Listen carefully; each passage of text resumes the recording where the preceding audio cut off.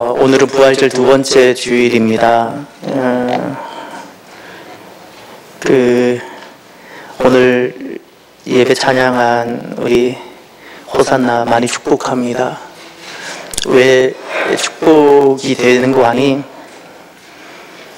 한 번도 연습을 맞춰보질 못하고 개별적으로 집에서 다 각자가 연습하고 서는 거예요. 원래 혼자는 할 수 있지만 원래 함께 맞춘다는 게 어렵잖아요. 그런데 이게 지금 함께 연습하고 맞출 수 있는 시간이 전혀 갖지를 못해요.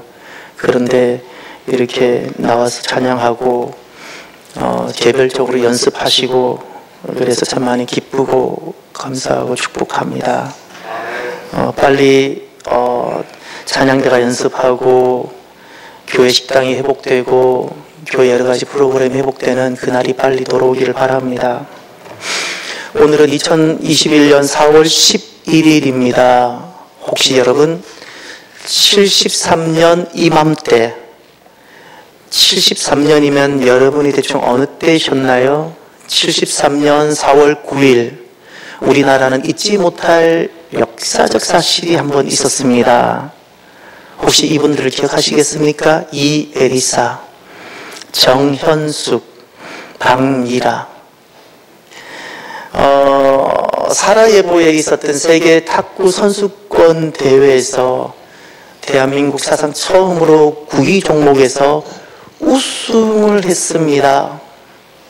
예선 5번 경기 전승으로 이기고 토너먼트 올라가는데 안타깝게도 중국을 만났어요. 세계 1강이라고 그 당시 여겼는데 그런데 놀랍게도 중국을 격파하고 4강에서 헝가리를 만나서 이기고 드디어 결승전인데 누가 올라왔는 거니? 일본. 일본이랑 만났어요. 그래서 현지에서 라디오 생중계를 하는 거예요. 그리고 경기가 거의 막바지에 다다라요. 이제 한 점이면 끝나요. 드디어 우리가 그 마지막 한 점을 따냈어요. 현지에서 중계하던 아나운서가 이겼다는 낭보를 전하고 울어버렸어요. 왜 울었을까요? 자기 가족이었을까요? 아니면 그 아나운서는 유난히 탁구를 좋아하는 사람이었나요? 아니요. 우리나라 이민족에게도 이런 기쁨이 올 수 있구나. 이런 승리가 올 수 있구나. 이런 새날이 전쟁으로 다 박살나고 아무것도 남지 않았던 이 땅에도 이제 우리가 새로운 아침이 시작될 수 있겠구나. 그것 때문에 울게 된 거예요. 그것 때문에. 온 국민이 라디오에 귀를 기울이고 있다가 그 소식이 전해지면서 국민들은 만세를 불렀다 그래요. 만세를. 김포공항에 이 탁구 선수들이 들어오는데 누가 오라고 동원하지도 않았는데 30만 명이 인산인을 이루면서 나왔답니다. 왜죠? 슬픔 많고 아픔 많고 전쟁으로 온통 상처진 우리들에게 이런 기쁨을 주었어. 우리들도 새날이 될 수 있는 희망을 보여줬어. 그래서 30만 명이 나와서 환영하고 기뻐했다고 합니다. 자료 사진 잠깐만 보세요. 한번 보여줘 보세요. 사진을 보면 저 사진이 이제 도착해서 아마 먼저 서울이겠죠. 그죠? 카퍼레이드를 하는 거예요. 카퍼레이드. 거기 맨 앞에 서 있는 그분이 이에리사라는 선수인데 그 당시 19이었답니다. 만이었는지 그냥 한국 나이였는지 헷갈리는데 19살이었으니 만이면 지금 우리로 말하면 대학 1학년 정도 될 것이고 그냥 나이였으면 고3 정도 아니었겠어요? 그 어린 사람이 이렇게 온 국민에게 기쁨과 새 희망을 준 거예요. 그래서 서울시뿐만 아니라 전국 곳곳 도시에서 카퍼레이드를 했다고 합니다. 또 넘겨보세요. 막 기뻐서 그 지붕에서 색종이 같은 거 막 흩날리는 거 기억나시죠? 저렇게 막 저쪽에 뛰어 들어가고 싶어요. 색종이 속으로. 그 다음 또 한번 넘겨보세요. 당시 신문입니다. 지금 화면이 제게 너무 작게 나와서 안 보이는데 한국 여자 뭐라 돼 있죠? 세계재패. 세계재패. 제가 그 계산을 해봤어요. 이 에리사라는 사람이 당시 19이었으면 언제 태어났을까? 몇 년생일까? 54년생이더라고요. 54년생. 전쟁이 53년에 끝나고 멈췄잖아요. 실은 끝난 게 아니라 멈췄지요. 멈췄지만 우리는 살아야 하잖아요. 살려고 보니 아무것도 남은 게 없는 거예요. 다 박살났어요. 남아있는 거 아무것도 없어요. 모든 것이 무너져 버렸어요. 그 가운데 태어난 첫 번째 세대가 이분들이더라고요. 전쟁이 끝나고 그 다음에 이듬해 태어났어요. 어떻게 살아야 할지가 더 막막한 거예요. 아침이면 기뻐야 되는데 아침이면 고민이 되는 거예요. 오늘은 뭘 먹을까? 오늘은 뭘 먹어야 견뎌낼까? 그래, 이것저것 먹어보고 죽지만 않으면 다 먹는 거예요. 좀 독한 것은, 독한 풀 같은 거, 봄 식물들은 데쳐서 먹고, 그냥 먹어도 되는 순한 것은 생으로 먹고, 그래도 먹을 것이 없으면 나무 껍질로도 먹고, 봄에 피는 꽃잎은 먹어보고 괴롭지 않으면 다 먹고. 저만 해도요, 제가 60년대 후반에 태어나서 70년대를 어린 시절을 보낸 사람입니다. 저만 해도 달라져가지고 제게는 쑥떡을 내먹는 간식처럼 먹여진 세대예요. 그러나 이분들 세대는 그렇지 않은 거예요. 그거는 주식이고 그것조차도 먹지 못한 거예요. 그것조차도 산다는 게 고역이고 힘들었던 시절, 그런 시절 가운데 이분들이 우리나라에도 새날이 시작될 수 있다는 것을 보여준 거예요. 얼마나 기뻤겠어요. 우리가 살아가면서 삶이 참 혹독하고 무겁게 느껴지는 때가 있지 않습니까? 가야 될 길이 너무 높아 보여요. 내게 주어진 삶의 현실이 너무 혹독해요. 때로는 저녁에 눈을 감아도 잠이 오질 않아요. 믿었던 사람한테 배신을 당하기도 하고, 꿈을 꾸며 이루었던 가정은 도리어 전쟁터 같고, 외로운 내 몸은 점점 병들어가고, 남들 볼 때는 멀쩡하게 옷을 차려입고 다니지만 아무 일도 없는 것처럼 화장을 하고 곱게 나오지만, 오늘도 요요히 카페에 들어가서 아메리카노 한 잔을 내가 받아 나오기도 하지만 실은 나는 사는 게 아니잖아요. 살고 싶어서 몸부림치는 거잖아요. 살고 싶어서. 언제 우리 인생에게는 새날, 새 아침이 밝아올까요? 부활입니다. 지난날 그 어린 사람들의 탁구 승리가 우리들에게 참 기쁨을 주고 새 아침에 대한 희망을 가져다 주었다면, 오늘 우리가 슬픔과 캄캄한 인생 살아가고 있는 우리들에게 언제 무엇이 새 아침을 오게 하고 새 날이 되게 할까요? 예수님의 부활입니다. 예수님 부활하셨어요. 이것은 단순히 역사적 사실로만 끝나는 것이 아니라 주님께서 내 모든 것을 지불하시고 살아나신 거예요. 예수님의 부활은 나와 관련이 되어져요. 그저 예수님 한 분만 다시 사신 것이 아니라 내 모든 것을 지불하고 사셨기 때문에 지워도 지워지지 않을 것 같은 내 죄가 주님께서 눈처럼 희게 씻어주셨기 때문에 예수님이 부활하심으로 내 인생에는 새 아침이 시작될 수 있는 겁니다. 누구든지 예수님께 오면, 예수님은 그를 위해 모든 것을 지불하셨기 때문에 새 아침, 새 날이 시작되는 겁니다. 할렐루야. 그래서 이 부활이라는 것은 다시 사는 건데, 다시 산다는 것은 무엇과도 비교할 수 없는 강력한 삶의 능력입니다. 돈이 줄 수 있는 능력과도 비교가 안 되고, 지식이 줄 수 있는 능력과도 비교가 안 되고, 건강한 체력이 줄 수 있는 능력하고도 비교가 되지 않는 그 체력도 질병 앞에서는 힘을 쓰지를 못하고, 그 지식과 그 많은 돈도 죽음 앞에서는 소스라치게 떨고 무서워하는데, 그 무엇과도 비교할 수 없는 강력한 삶의 능력, 내가 다시 살게 되었다. 할렐루야. 이것은 죽음도 어찌하지 못하는 능력입니다. 죽음도 어찌하지 못하는 능력. 우리는 죽음을 이렇게 생각합니다. 내가 죽기 전까지는 죽지 않았다 생각합니다. 내 심장이 멎어야 죽었다 생각합니다. 그러나 주님은 이렇게 말씀하십니다. 우리 인생, 오늘도 밥을 먹고 옷을 입고 화장을 하고 머리를 다듬고 나왔을지라도 내 인생이 지금 캄캄해요. 내가 지금 어두움 가운데 있어요. 주님은 그것을 주었다 말씀합니다. 그러면 여기에서 캄캄함은 무엇이고 어둠이란 무엇일까요? 7가지를 말씀을 드립니다. 죽음이란 심장이 멎어야 죽은 것이 아닙니다. 이미 어둠 가운데 있다면, 내 인생의 캄캄한 가운데 있다면 시퍼렇게 건강한 몸으로 돌아다녀도 죽은 것인데, 첫 번째 두려움. 두려움은 어둠이고 캄캄함입니다. 상황은 다양할 수 있어요. 내 질병으로 두려움이 찾아올 수 있고, 재정의 위기로 두려움이 찾아올 수 있고, 오만 가지로 두려움이 찾아올 수 있는데, 중요한 것은 내게 지금 두려움이 가득해요? 그건 캄캄함이요, 어둠입니다. 어둠입니다. 또 두 번째, 죽어야 죽는 것이 아니라 어둠이 이미 죽은 것인데, 무엇이 어둠이고 캄캄함인가? 두 번째, 염려와 불안입니다. 내가 망할까? 내가 몸이 아파 병들까? 내가 이번에 수술하면 잘못되지 않을까? 오만 가지 염려와 불안이라면 이것은 어둠이에요. 어둠. 망할까? 내가 회복되지 못할까? 세 번째, 무엇이 어둠인가? 절망과 가난입니다. 자, 절망과 좌절입니다.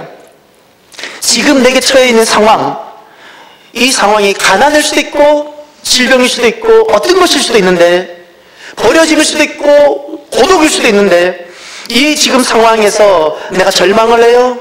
내가 만약에 좌절해요? 어떤 희망도 내가 갖지 못해요? 그것이 어둠이고, 하나님은 그것을 이미 죽은 거라고 보는 거예요. 죽었다. 심장이 뛰고 있어도 죽은 거예요. 네 번째, 우울과 비관입니다.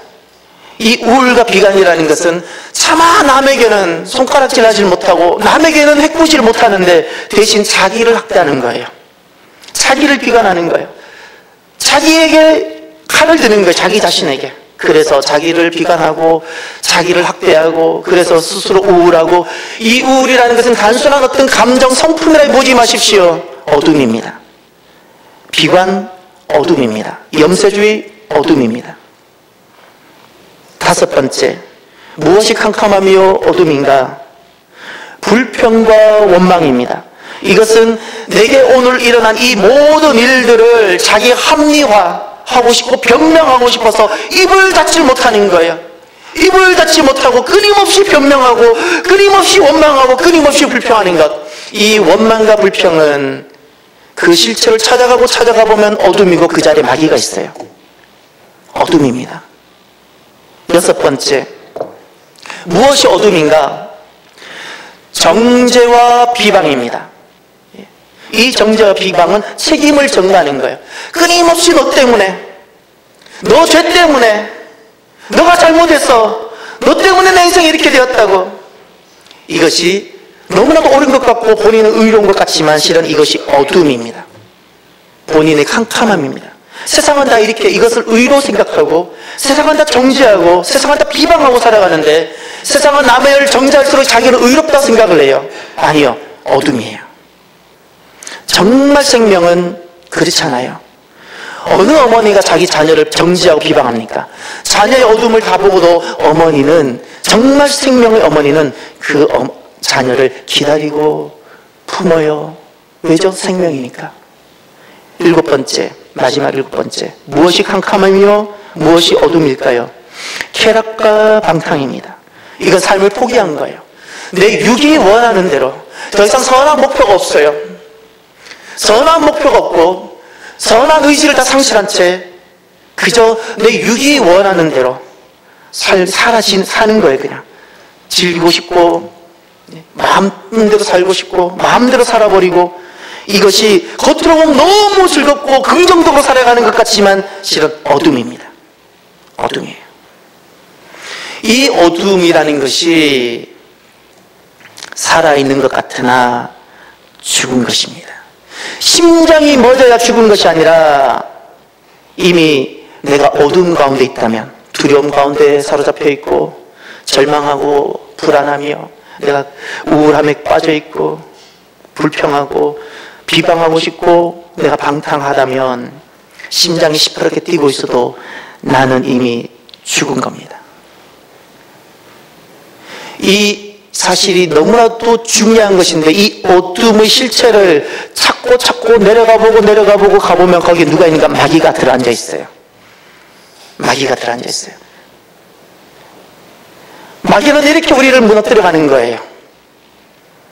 근데 세상 사람들은 다 이렇게 어두운 가운데 있으니 이 삶이 그냥 사람의 삶이라고 생각해요. 내가 죽어가고 있다는 거 생각을 못하고 사람은 원래 이렇게 사는 거라고 생각해요. 아니요. 마귀의 종이 되어서 내가 죽어가고 있는 것이고 죽은 건데. 부활이란 무엇인가?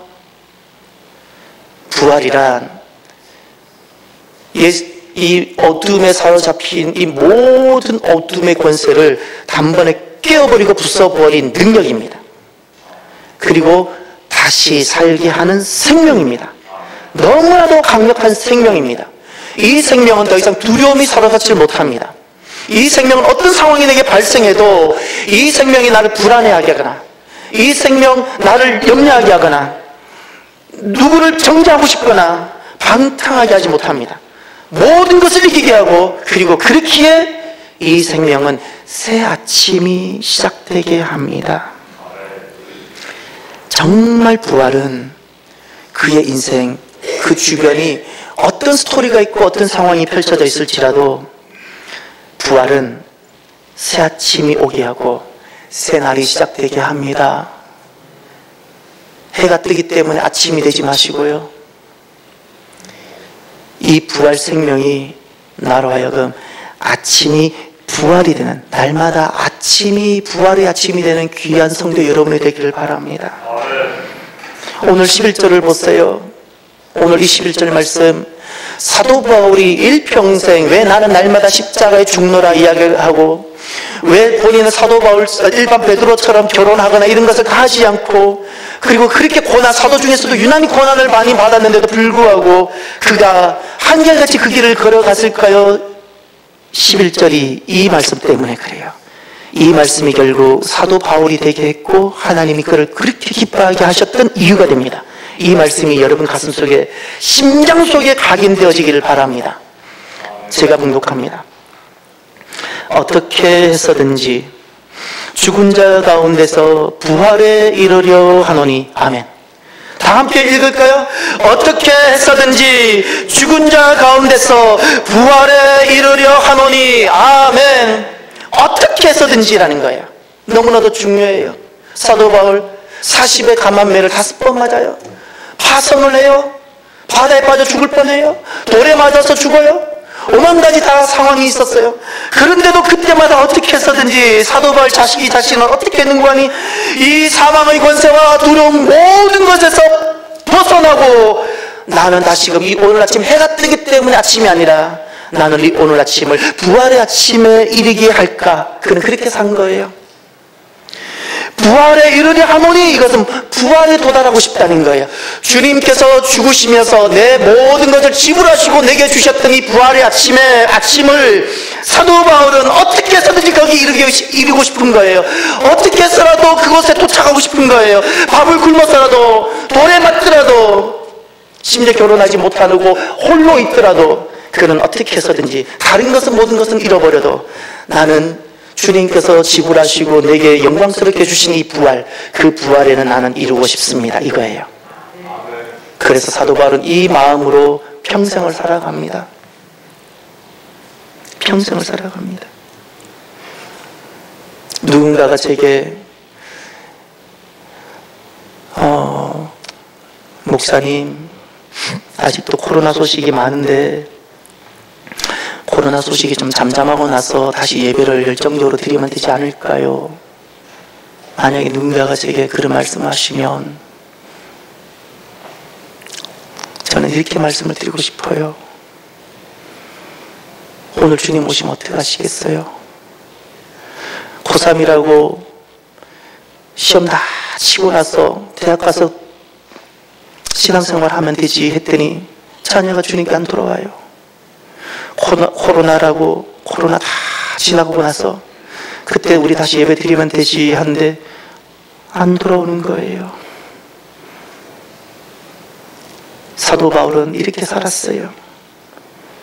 매를 맞든지 감옥에 가든지 본인 인생에 어떤 일이 생기더라도 그는 어떻게 해서든지 날마다 본인이 부활에 이르도록, 모든 사망의 권세로부터 떠나서 부활에 이르도록 그가 하는 거예요.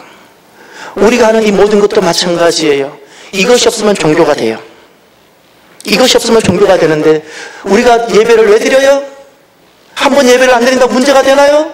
그런데 왜 그 한 번의 예배를 때로는 욕을 먹으면서 너무 심하다는 소리를 들으면서 우리가 왜 예배를 드려요? 우리는 어떻게 해서든지 오늘 다시금 우리는 부활에 서야 되기 때문에, 오늘 우리는 어떻게 해서든지 그 부활 생명에 내가 서야 하기 때문에,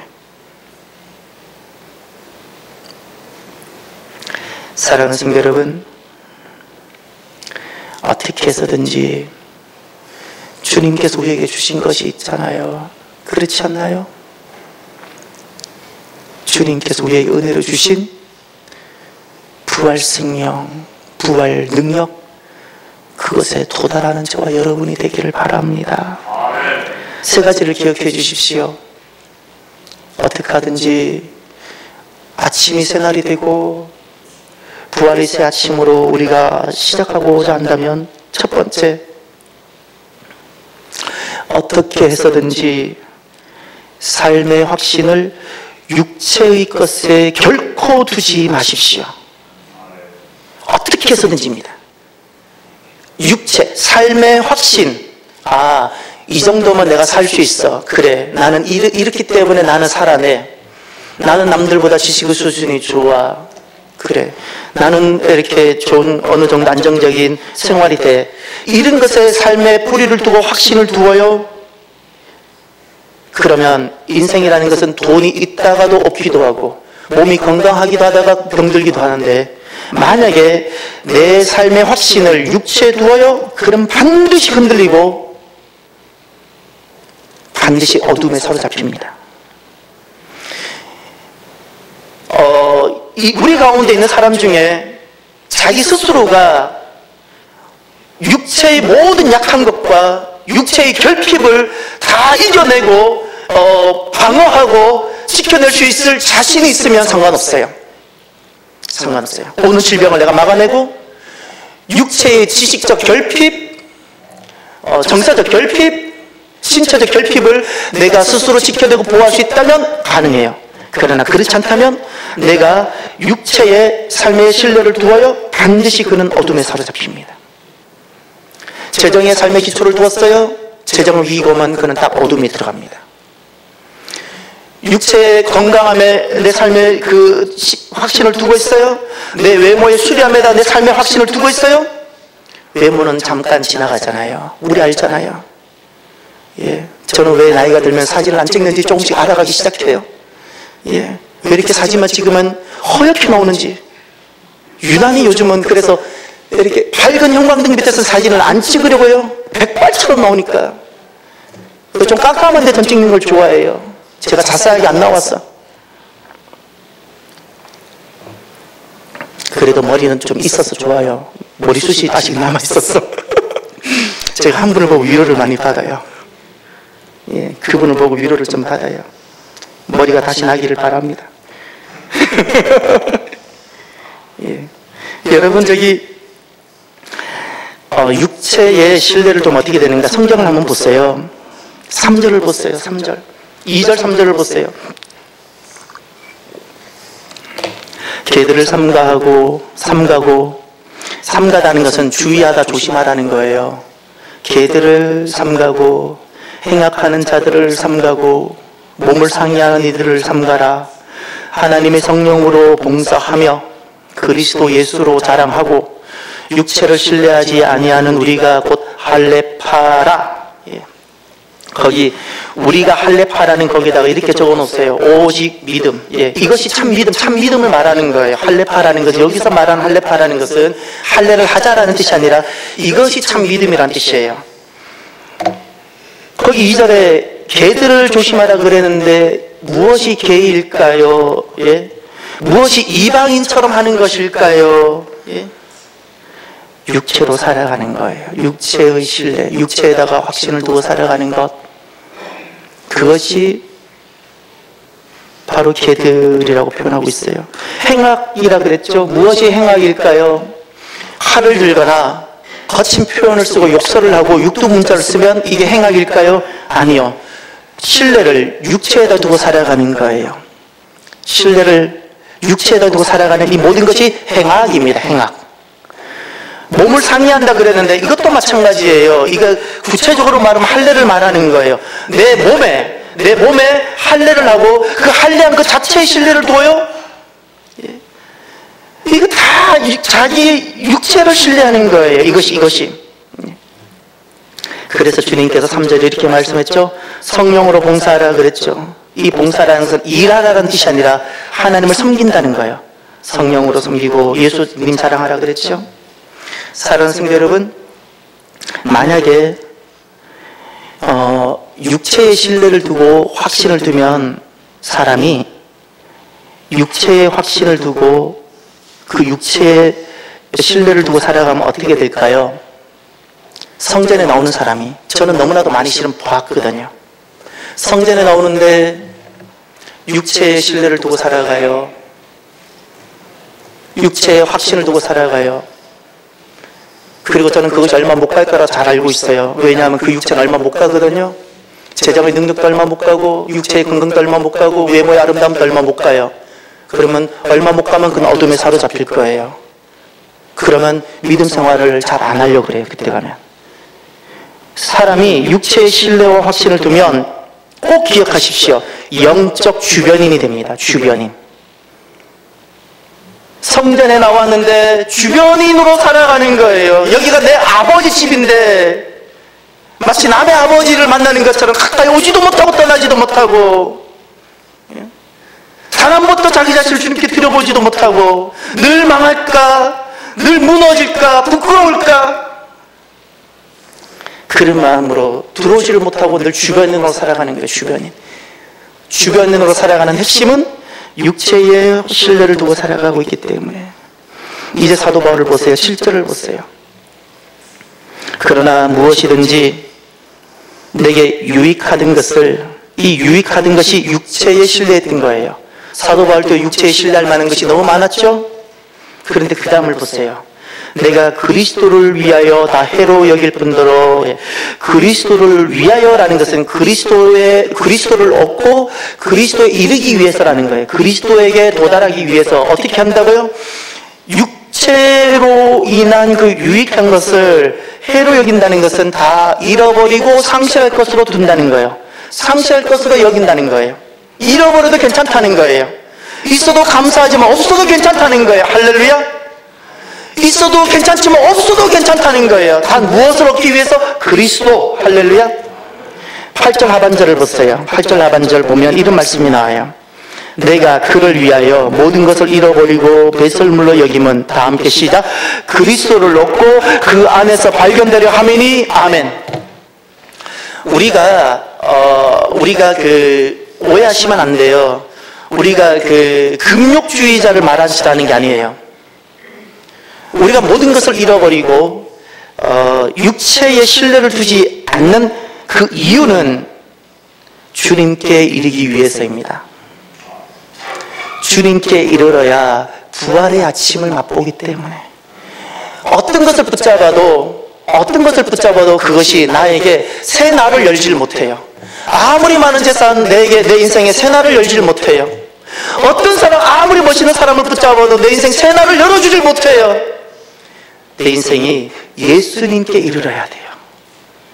예수님께 이르러야 내 인생에 어떤 눈물이 있었든 어떤 아픔이 있었든. 수가성 여인은 남편이 5번이나 있었고 6번째 남자를 만나고 있는데도 예수님을 만났더니 그에게 새 인생이 열리는 거예요. 새 날. 왜 우리가 육체의 신뢰를 두지 않는가? 예수님께 이르기 위해서. 할렐루야. 예. 사랑하는 성도 여러분, 저와 여러분들이 주님께 이르기 위해서 사십시오. 예. 내가 오늘 주님께 이르기 위해 산다면 때로는 내 몸이 약해요.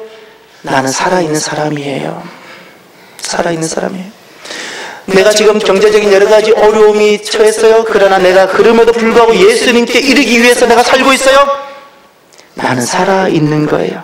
하나님께서 반드시 그에게 부활의 아침을 날마다 열어주실 것입니다.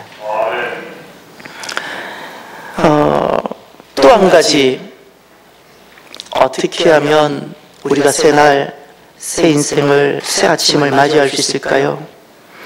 11절을 또 다 함께 읽어봅시다. 11절 시작. 어떻게 해서든지 죽은 자 가운데서 부활에 이르려 하노니. 아멘.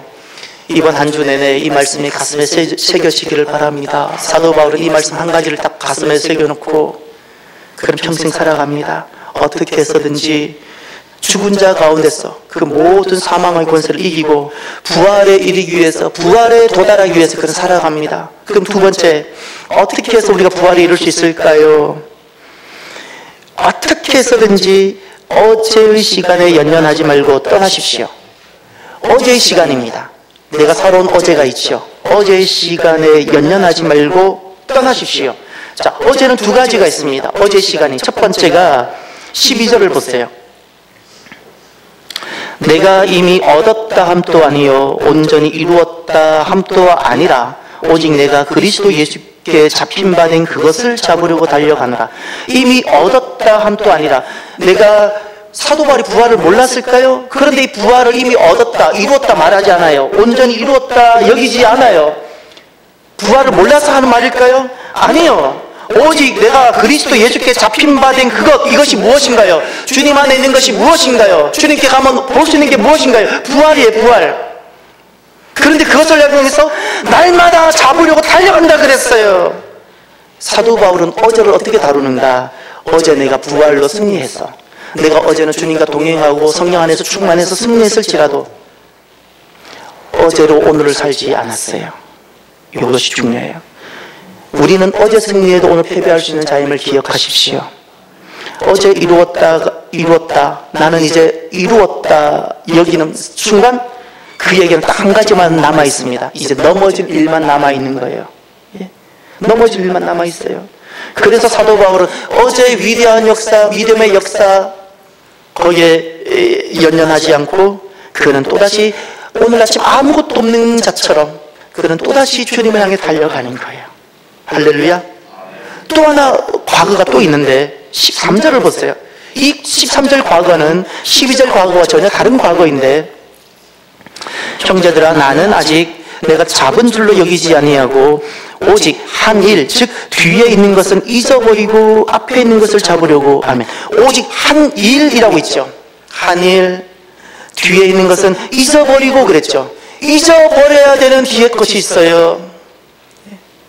영광스러운 과거가 있는가 하면 내가 잊어버려야 되는 어제가 있는 거예요. 잊어버려야 되는 뒤에 것. 예. 슬픔, 그것만 생각하면 아픔이에요. 그것을 생각하면 잠을 이루질 못해요.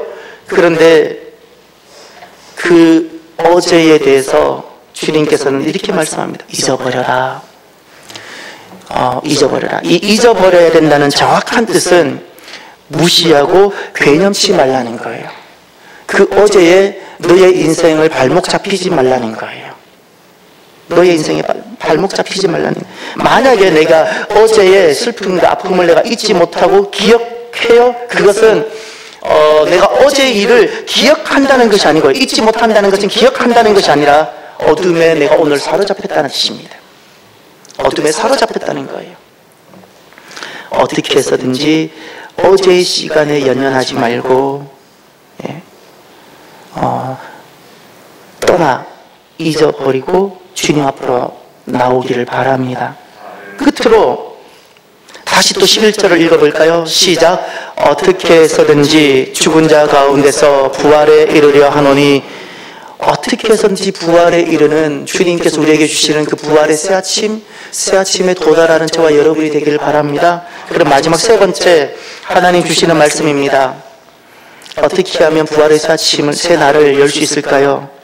어떻게 해서든지 하나님의 부르심의 삶을 사십시오. 14절을 보세요. 표대를 향하여 그리스도 예수 안에서 하나님이 위에서 부르신 부름의 상을 위하여 달려가노라. 하나님의 부르심이란 단어가 있죠. 하나님의 부르심, so명이라 그러죠.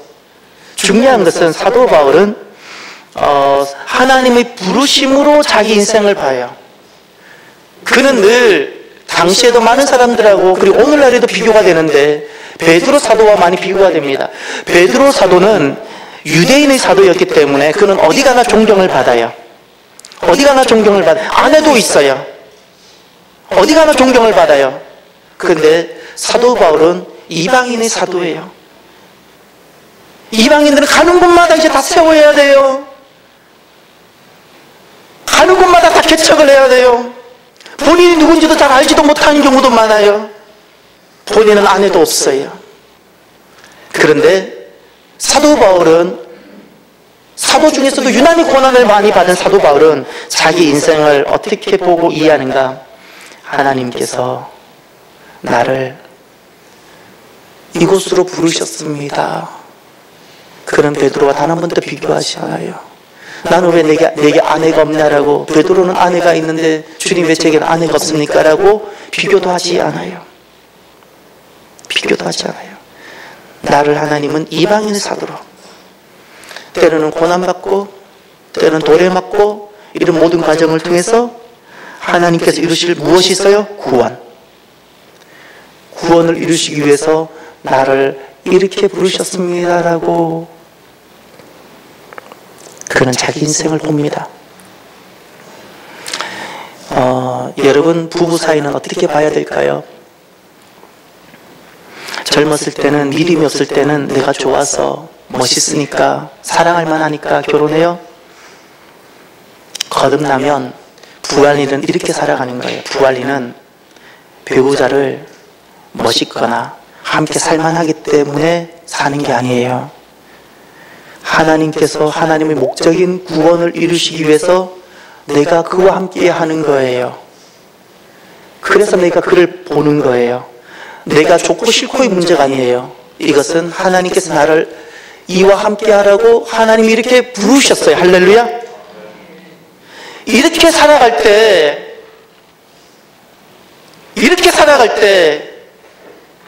전에는 아침이면 해가 떠서 아침인데 이제는 부활의 아침으로 날마다 새날을 맞이하는 거예요. 새날을 맞이하는 거예요. 교회도 마찬가지예요. 교회를 어떻게 만나는지 아세요? 여러 교회를 보고 좋아 보이는 교회를 내가 선택해요. 주님과는 아무런 관계가 없고 믿음과는 아무런 관계가 없어요. 명심하십시오. 아무런 관계가 없어요. 하나님은 하나님의 구원을 이루시기 위해서 사람들을 이렇게 배치하세요.